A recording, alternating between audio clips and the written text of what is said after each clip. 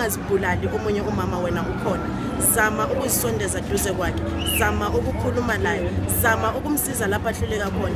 Thina njengezimo imbokodo esinesifiso sokuthi singathola mhlawumbe ama-sponsor noma yini sibe nama-projects ngaphakathi. Sinabomama abaningi abangasebenziyo, abaningi bayazibulala ngenxa yokungasebenzi. So sifisa nje ukuthi baqoqe sibe ndawonye bakwazi ukusizakala.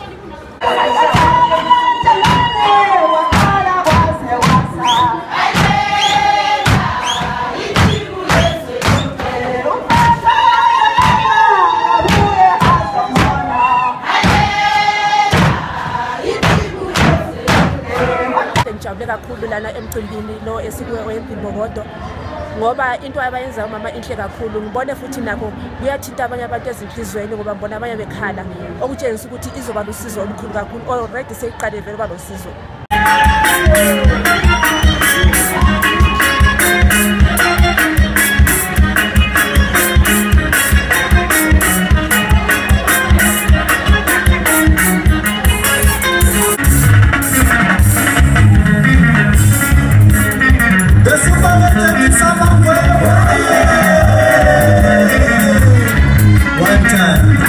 Sijabule kakhulu siyajabula kakhulu masibona mama behlele kanje futhi into enye esinanzelele ukuthi bangomama abafuna ukuthuthukisa nabo bodwa. Siyazi ukuthi umama yena mayithuthuka umndeni wonke uyathuthuka.